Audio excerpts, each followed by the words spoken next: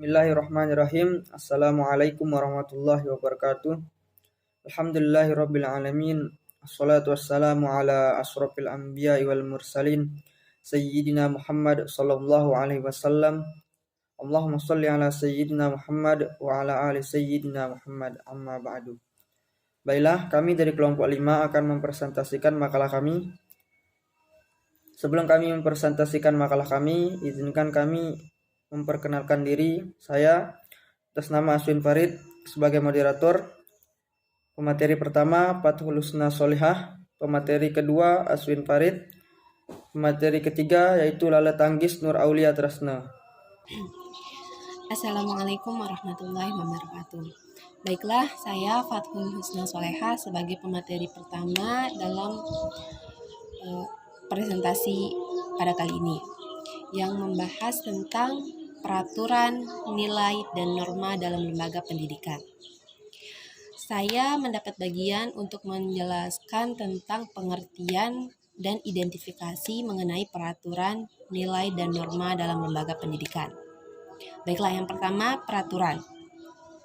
Peraturan dalam KBBI diartikan sebagai suatu petunjuk, kaidah, dan ketentuan, sehingga peraturan merupakan suatu kontrak yang berisi beberapa hal yang wajib atau yang boleh kita lakukan dan beberapa hal yang perlu kita tinggalkan. Dalam sebuah buku, Rifai menjelaskan bahwa peraturan merupakan suatu hal yang berfungsi untuk menertibkan atau menyelaraskan antara kepentingan kita dengan pihak lain. Yang mana manfaat dari peraturan itu sendiri ialah untuk perkembangan fisik dan mental, menumbuhkan rasa hormat dan santun kepada pihak lain, serta bisa mengembangkan karakter bagi setiap orang yang menaatinya. Kemudian yang kedua, nilai. Nilai merupakan suatu istilah yang kita gunakan untuk memberikan sifat atau mensifati suatu hal. Contoh, kita memberikan sifat kepada suatu tindakan manusia. Apakah tindakan itu bernilai baik atau tidak? Nilai ada dua golongan yang memandang nilai dengan pandangan yang berbeda. Yaitu pertama, golongan naturalisme.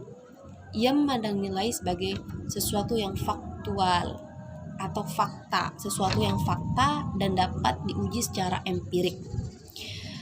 Dan golongan kedua memiliki pandangan yang berbeda mengenai nilai. Golongan kedua ialah golongan non-naturalisme. Golongan ini sangat bertolak belakang dengan pendapat dari golongan naturalisme. Ia berpendapat bahwa nilai itu bukan sesuatu yang fakta dan tidak dapat diuji secara empirik. Kemudian yang ketiga, norma. Norma adalah sesuatu yang pasti atau sesuatu yang sudah ditetapkan, sehingga norma dijadikan sebagai suatu acuan atau suatu bandingan. Untuk materi yang selanjutnya yaitu jenis dan fungsi peraturan, norma, dan nilai dalam lembaga pendidikan.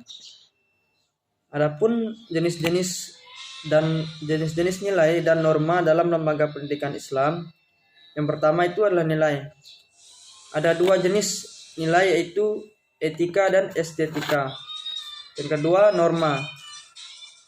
Norma yaitu mempunyai 4 jenis, yaitu norma agama, norma asusila, norma kesopanan, dan norma hukum. Fungsi peraturan, nilai, dan norma dalam lembaga pendidikan Islam. Yang pertama, peraturan. Adapun fungsi peraturan yang dikemukakan oleh Kurlok yaitu pertama, peraturan mempunyai nilai pendidikan. Saat suatu peraturan dibuat, secara tidak langsung sudah menemukan nilai pendidikan kepada setiap siswa atau siswi. Yang kedua, peraturan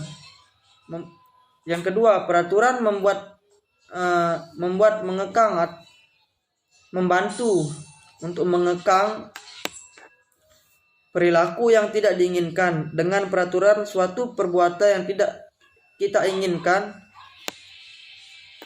atau tidak ingin kita lihat dari seorang siswa bisa kita hindari. Yang kedua, nilai. Fungsi nilai adalah untuk membantu atau menjadikan suatu hal menjadi berguna. Yang ketiga, norma.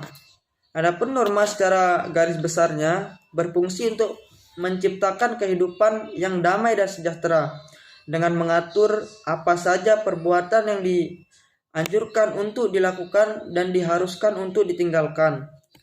Selanjutnya adalah analisis sosiologis terhadap peran dewan dan komite madrasah. Komite sekolah atau madrasah merupakan nama baru dari Badan Pembantu Penyelenggara Pendidikan. Secara substansial, kedua istilah tersebut tidak begitu mengalami perbedaan. Hal yang membedakan hanya terletak pada pengoptimalan peran serta masyarakat dan mewujudkan mutu pendidikan, keanggotaannya serta pemilihan dan pembentukan kepengurusan.